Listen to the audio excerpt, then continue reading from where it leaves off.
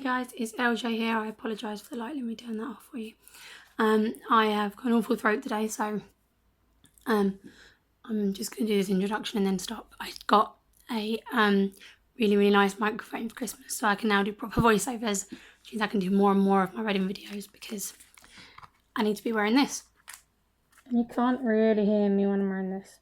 I mean, maybe you can, but it sounds odd. So I will be adding a voiceover to this, so I'm going to put it on speed up. I am just going to make a few little bits and pieces today.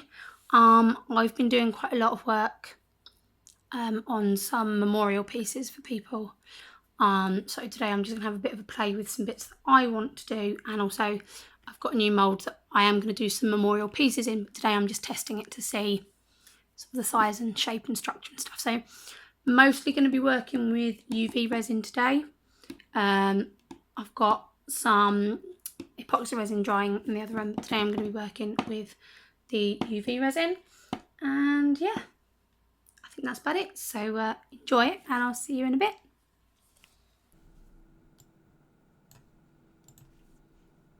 Okay, so there's me with my respirator on, and I'm just popping my gloves on because even with UV resin there are still toxins, so you need to be wearing your protective gear. So I'm just showing you a few of the moulds that I've got out for today. I don't actually use all of them, but they're all there just in case. And there's my UV resin. So my first step, I have these small silicone mixing pots, and then I have the purple plastic pots, which I'll explain more at the end, but they are brilliant if you use UV resin. So I am splitting out some UV resin into each pot. Working with UV resin can be difficult because you still need to get the ratio of pigment to resin in order for it to set properly, especially if you're using any darker colours. So you need to actually mix a fair amount of the resin, well, pour a fair amount of the resin in order to get the colours that I was looking for. So there are quite a lot in those pots. You're probably going to look at them and think, oh, that's a lot of resin to use in one go. It is. You will see why these purple pots are genius as we get to the end. So I'm just mixing up my pigments into the UV resin that I've poured out. So I've got the green, I've got yellow in there, I've got a red and blue that I mixed together in an attempt to get purple. Those who know me, I'm sure will be shocked that I don't own purple pigment, but all my pigments that are liquid pigments have come from Sophie and Toffee, and the most recent box with purple in was, I think that was the oh dear, what are they called, the vending machines box, which I wasn't really interested. So I need to get a purple pigment because all of my pigments are Sophie and Toffee, so I need to branch out with that at some point soon. I don't like using micas as much with UV resin because it can block the UV rays and cause it not to cure properly. So yeah, so what I've done is I've mixed up the colours in the little silicone tubs. I'm using little spatulas that were on Amazon as facialist, you know, like the little applicators they use to put, like, I don't know, whatever they do in a facial, cream and exfoliant and stuff on your skin. So that's what those are, and the resin just peels off them when it's cured. It's brilliant. So here I am first using one of the Squdge maze moulds from Sophie and Toffee. I didn't get the Squdge mould. I got the cup and the bottle. I swapped one of them with a lady on the Sophie and Toffee page, and she sent me the fishbowl. So then I did go on and I purchased, I think, 2 Squdge moulds, maybe 3, I can't remember off the top of my head, and the heart, because those were the ones that I really wanted. And I think they were the ones that everyone really wanted, so no one was really willing to swap. So I've tried to do the sort of current functional colours for the Squdge. So this one is orange and purple.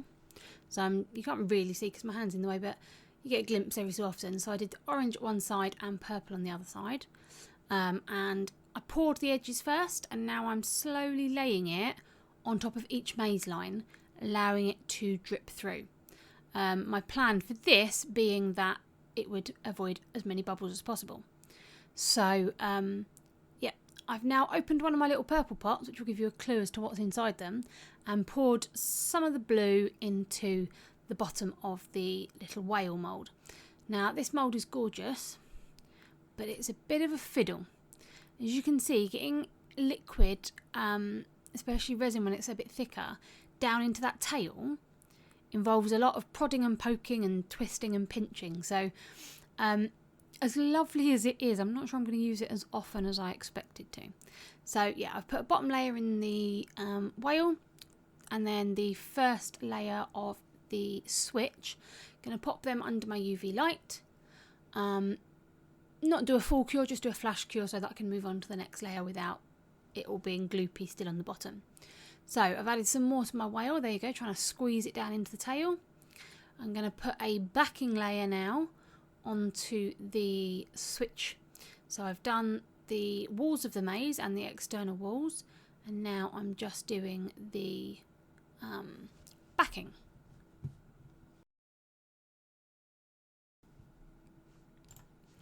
Okay, so bit of a clear up there. I'm just going to pop those to the side under the UV light again. So now I'm going to use, this is my new favourite mould. I love my little paw prints, but this one is just that bit bigger. So I'm just using the spoon to spoon the green into the toe beans and to the big pad on the paw print. So I'm using green for this one. I absolutely love the size of these. They are a gorgeous size. I have got it written down here how big they are. They're 2 inches by 2 inches and about 3/4 of an inch deep. They're lovely. So the second one I'm doing, I'm just putting some red. No, I'm putting some orange, I apologise, into the toe beans.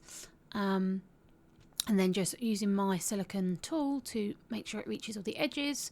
You don't need to dome this layer, you just want the flat level so that you can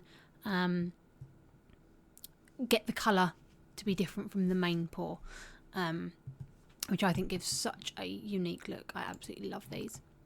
So yes, that's me doing the paw print, and then I'm gonna pop that under the UV light to cure. So I'm gonna swap those out.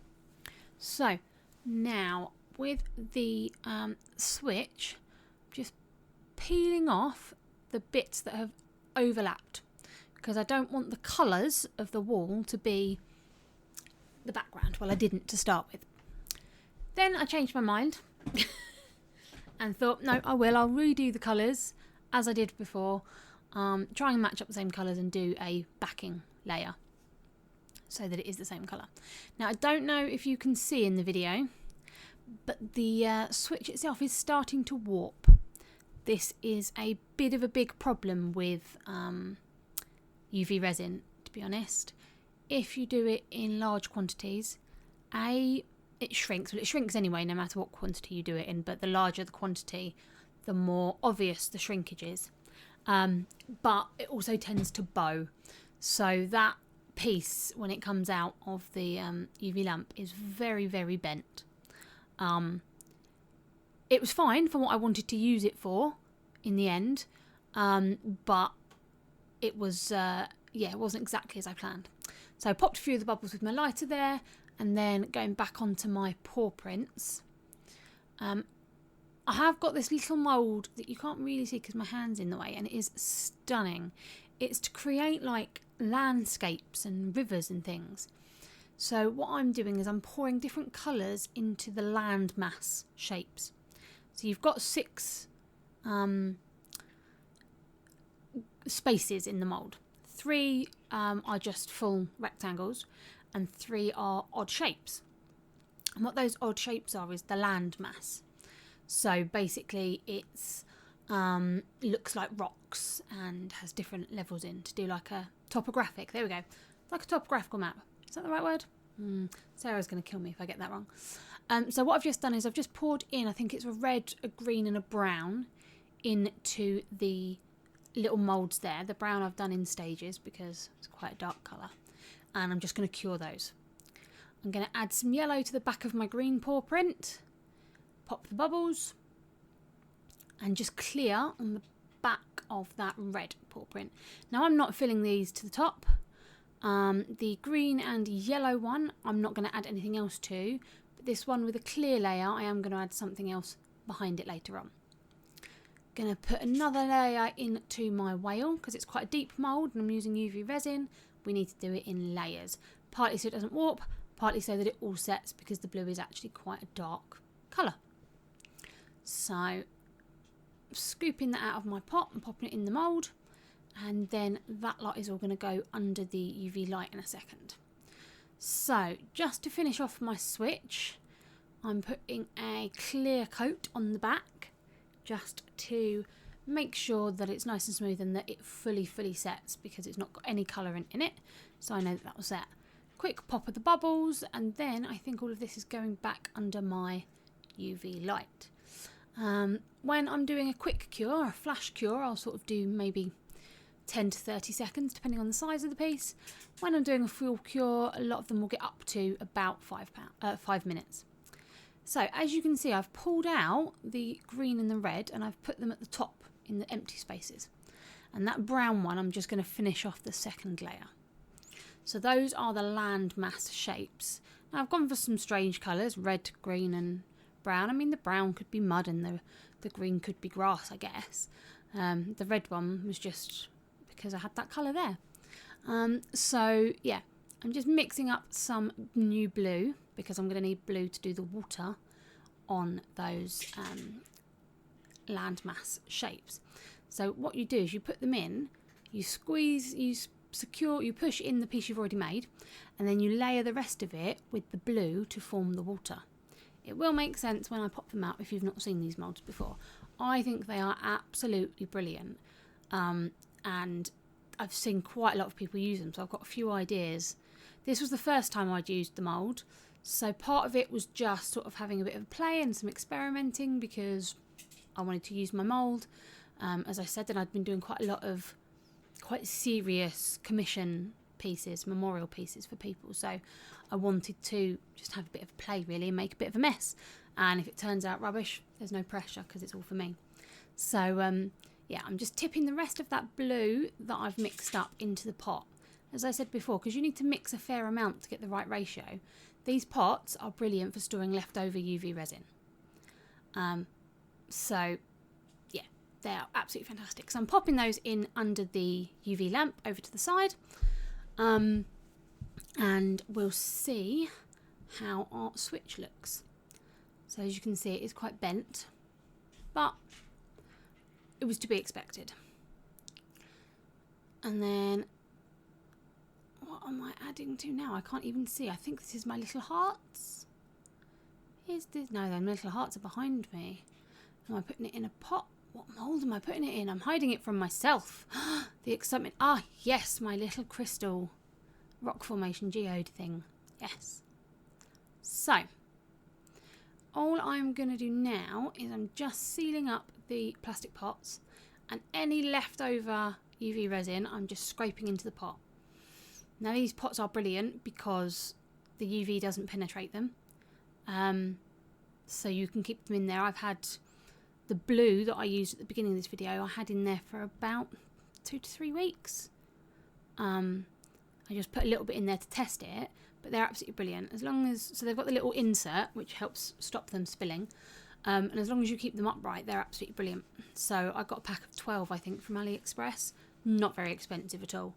Just plastic UV nail pot or something I think I put in, or UV nail storage, or something along those lines. I'll try and find a link and link it down below for you. So yeah, just putting all the lids on my pots, getting everything ready.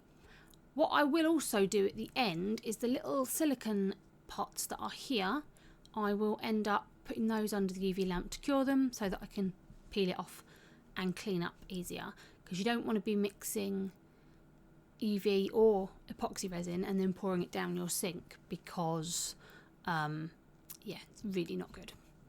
So just going to do the last little layers on things. I realised that the switch I needed to turn over and cure from the other side because it's quite a deep mould, so I've turned that over in the UV lamp, finishing off scraping all my colours out, and then you get to hear my croaky voice again. Lucky you. So this is my first time that I've used my microphone and done a voiceover. If you have any comments or suggestions about the way I've done this voiceover, please let me know. Am I too fast? Am I too slow? Am I too loud? Am I too quiet? Am I just talking rubbish, let me know. I'm really keen to hear all about your thoughts on this. So the final thing that I'm doing, I've put the brown landmass into its space, and this time, rather than tinting my resin, I've actually got a light blue UV resin that came in a Sophie and Toffee box. So I've just filled that in with the brown and then putting a little layer of clear on top of the other two. I'm not sure why my hand is hiding that. Who knows? Bit of a quick tidy up and then pop that. Will go back under the UV lamp. There's the little whale. Okie dokie. So, I am back. I've just taken my respirator off. I did think what my face looks like. So, we have got our first layer of our little crystal geode, which is very thin at the moment, so it's going to need another layer on top. But that is all it's going to be colour-wise. It's then going to be clear on top. We have got our little whale, not even in camera for you, who is just properly cute. I'm trying to get the light through it. Hold on, I have an idea. There you go, you can see how gorgeous and actually quite translucent that is. Then I've got my paw prints now. I was transferring this to go back into the UV lamp, and I pushed up on the bottom of this one by mistake, and where it hadn't set, it just all went horribly wrong, so I've cleared that one out. And here I've got the red with a layer of clear over the top. That is then going to have some cat fur and another layer to finish that off. Then we have got, over here we have got our little maze. So let's have a look. I don't know whether this set accurately. It was bending quite a bit, as UV resin tends to, but I wanted to get it done quite quickly, and I can see a rather large bubble there, so I don't know whether this is going to work or not, but we'll get it out and we'll take a look. Let's try and pull these out without ripping anything or popping anything. So let's have a look. It is a little bit bent, it's a little bit arched, but I can still bend it backwards, so I'm going to do a bit of that. It's picked up quite a lot of the detail. Have got this large bubble here, which is on the inside, but what I always do with my shakers is I will put a very thin layer of clear inside, and set that so that nothing inside it gets stuck. So this one is purple and orange, if I can get the light, because it's coming up to the evening here, so the colours aren't great. But there you go, if I do that, you can see the orange and the purple there. So that one, actually, I'm really quite liking the look of this one, colour-wise. I'm just hoping I can flatten it out, which I should be able to do. And then we have got these, which I just think are the cutest thing in the world. So these are, so you can do like a river. If you've seen the riverbed coasters and things, so you can do pendants like it. So you've got this side where you fill in your land masses. So I did a green, a brown and a red. And then you pour it in and you pour the water on top. So let's have a quick look. Hopefully this is all set. Yes, it is. Good. So here is the first one. I'm going to have to get my light out again. Sorry, my voice is going mental today. So there's the first one. Try and think the best way to put this light. There's pretty good. So you can see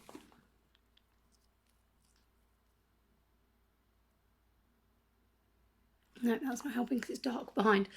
I'm going to put it on some white. We'll shine the light on in a second. Then the second one, that was the one with the red. This is the one with the brown. And then this is the one with the green. So there are those three. And I'm wondering if I do this, you can kind of see the blue there. There you go. And you can see the landmass inside the green one and the other two. So yeah, so that's those. I'm quite pleased with those actually. They will definitely be better with epoxy resin, but as I've got a couple of epoxy resin things on the go at the moment, I'm feeling quite impatient, which is why I wanted to do these in UV resin. And so then the last thing that you will have seen, I didn't use the spoons in the end, are these pots.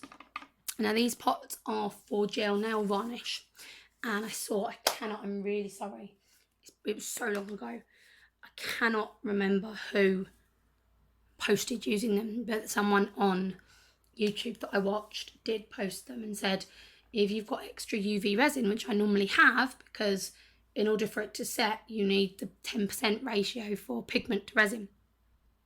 So I ordered these, got them from AliExpress. They weren't very expensive because they're just plastic pots.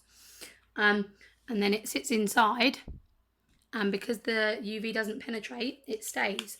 That red and blue that I opened at the beginning that were already in there have been in there for a week.